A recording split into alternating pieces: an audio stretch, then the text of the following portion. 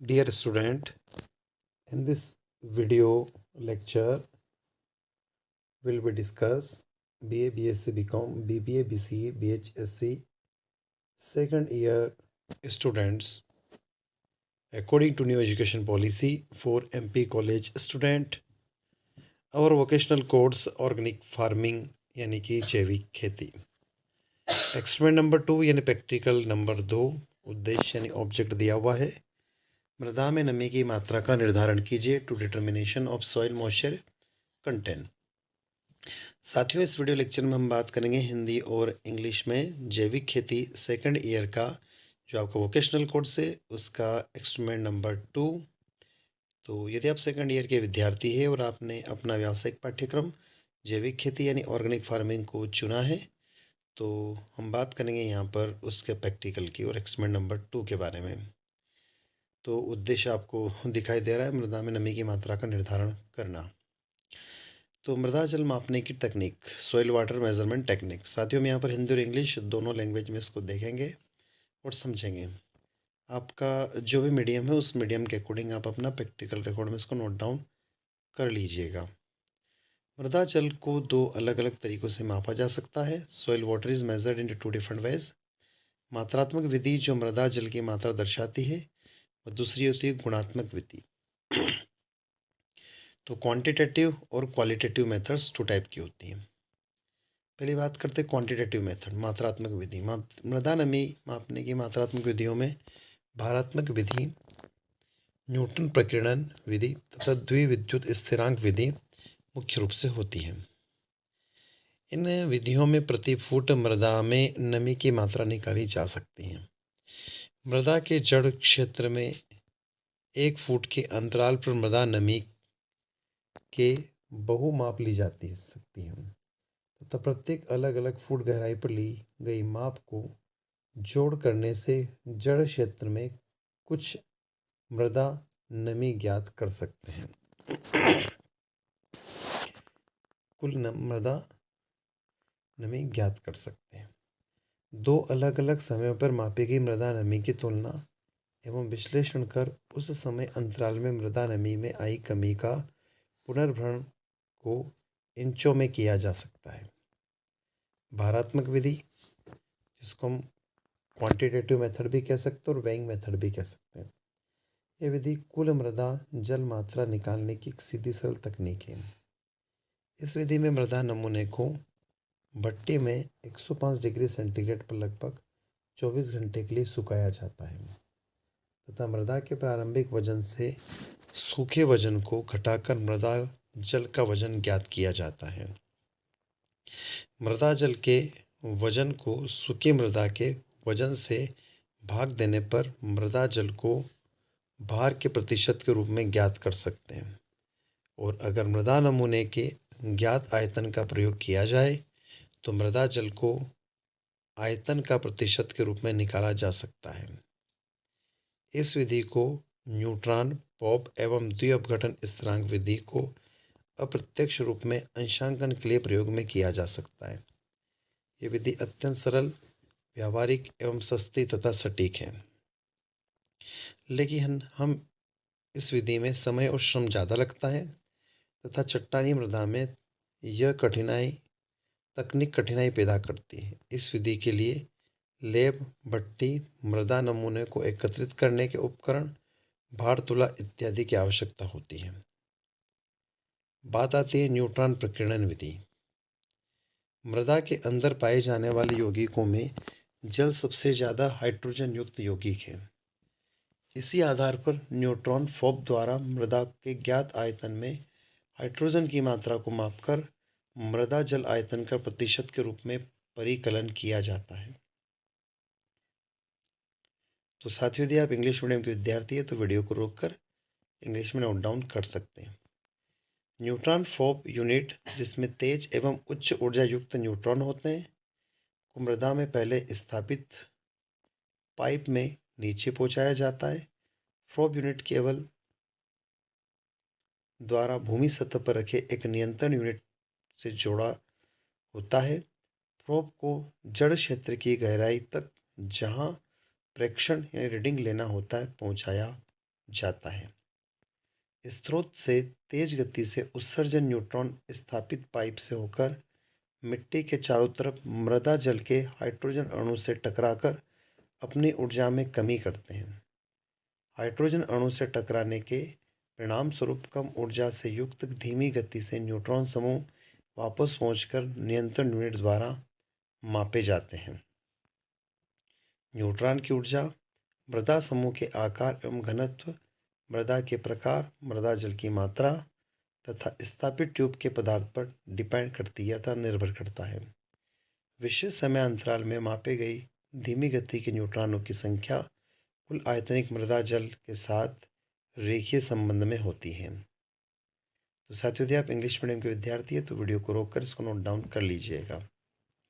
Neutron की संख्या एवं आयतनिक मृदा जल मात्रा के संबंध का अंशांकन दूसरे पदार्थों की बनी ट्यूब का प्रयोग करने पर आवश्यक होता है। न्यूट्रॉन प्रोब द्वारा मृदा जल मात्रा की जांच अलग अलग स्थानों एवं गहराइयों पर तेज गति से दोहराई जा सकती है। अंशांकित न्यूट्रॉन प्रोब द्वारा कुल मात्रा जल मात्रा के रूप में माप अत्यंत सही विधि है। इस विधि का हानिकारक पक्ष यह है कि इसमें उपयोग होने वाले रेडियोएक्टिव पदार्थ के कारण यह अनुज्ञापित व अनुभवी प्रचालक की आवश्यकता होती है।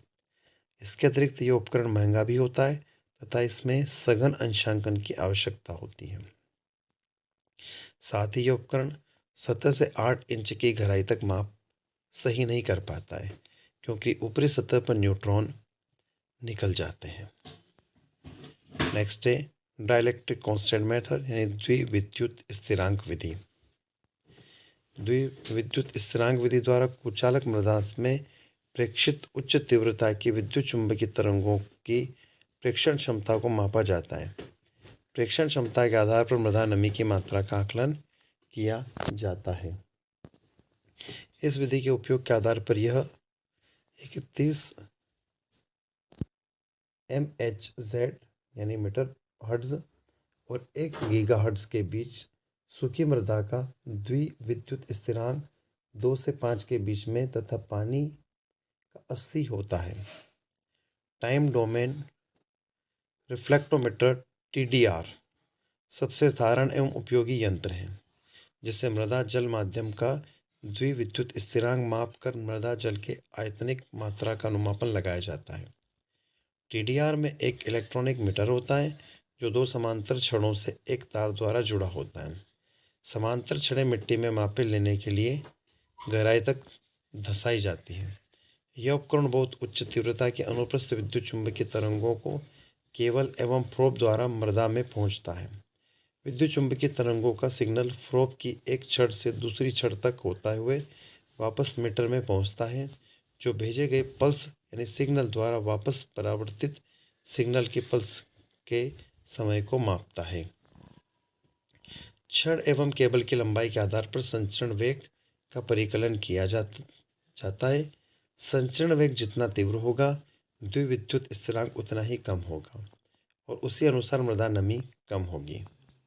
TDR के लाभदायक पक्ष यह है कि उपकरण सापेक्ष रूप से मृदा जल की सही मात्रा यानी ±1 से 20% तक दर्शाता है तथा सीधे आयतनिक मृदा नमी की माप को दर्शाता है और आंकड़ों को लगातार संग्रह कर सकता है।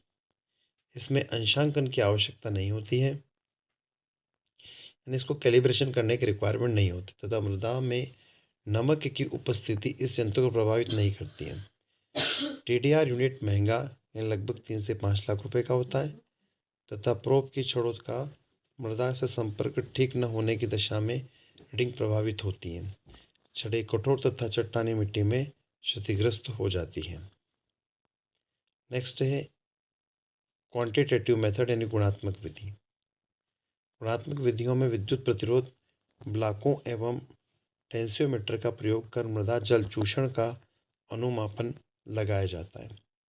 इन विधियों में सीधे तौर पर मृदा जल की मात्रा न मापकर पौधे के लिए जल उपलब्धता की कठिनाई को मापा जाता है। इस प्रकार गुणात्मक विधि हमें सिंचाई कितनी करनी है न बताकर ये बताए थे कि सिंचाई कब प्रारंभ करनी है। चूँकि सामान्य रूप से पोरस ब्लॉक और टेंसियोमीटर के एक स्थान से दूसरे स्थान पर ले जाने में पर नहीं ले जाए जा सकते, इसलिए केवल एक ही बिंदु पर मापने के लिए उपयोगी होते हैं।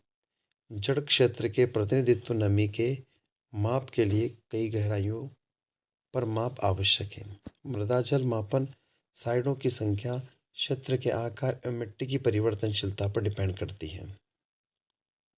तो साथियों, यदि आप इंग्लिश मीडियम के विद्यार्थी हैं तो इस वीडियो को रोककर नोट डाउन कर लीजिएगा। सिंचाई की गहराई का आकलन। सिंचाई जल की मात्रा विभिन्न फसलों की जड़ों की गहराई पर डिपेंड करती है। कितनी गहराई तक सिंचाई पर जल पहुंचाया जाए। विभिन्न प्रकार की मृदाओं में 50% मृदा जल की उपलब्धता पर प्रत्येक 1 मीटर गहराई मृदा की सिंचाई के लिए आवश्यक जल की मात्रा को सारणी 1 में दर्शाया गया है। अब हम एक टेबल में देखेंगे, यहाँ से आपको क्लियर हो जाएगा। साथियों, सारणी में देखेंगे तो विभिन्न मृदा के लिए सिंचाई की गहराई का विवरण। यहाँ पर हम बात करेंगे मृदा के प्रकारों की। सिंचाई जल प्रति मीटर गहराई मृदा नमी की 50% उपलब्धता पर।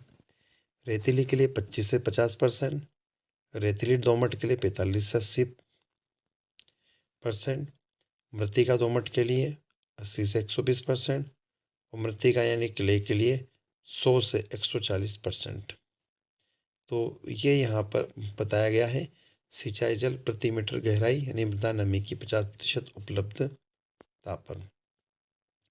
तो साथियों, ये था आपका जैविक खेती यानी ऑर्गेनिक फार्मिंग का एक्सपेरिमेंट नंबर 2, जिसमें हमने 2 प्रकार की विधियों के बारे में बात करी, क्वालिटेटिव मेथड और क्वांटिटेटिव मेथड। यानी दोनों विधियों के द्वारा हम ये पता कर सकते हैं कि भूमि में जल की मात्रा या नमी की मात्रा का निर्धारण किस तरीके से किया जा सकता है। और फिर इसमें हमने अलग अलग विधियों के बारे में भी पढ़ा। जैसे अभी बात करी थी हमने द्विअपघटनी विधि, और द्विअपघटनी विधि से पहले हमने जो विधि पढ़ी थी उसका जो नाम है न्यूटन प्रकीर्णन विधि। तो इस तरीके से हम लोगों ने यहाँ पर भारात्मक विधि यानी क्वालिटेटिव और क्वांटिटेटिव दोनों मेथड्स के बारे में बैक टू बैक डिस्कस किया। तो ये था मृदा में नमी की मात्रा का निर्धारण करने का एक्सपेरिमेंट नंबर 2। साथियों, इसी वीडियो के साथ हम आपसे विदा लेते हैं। नए वीडियो के साथ पुनः आपसे मुलाकात होगी। वीडियो अच्छा लगता है तो लाइक करें, कमेंट बॉक्स में कमेंट करके अवश्य बताएं, आपके दोस्तों तक इसको शेयर करें और चैनल पर नए तो सब्सक्राइब अवश्य करें। धन्यवाद साथियों।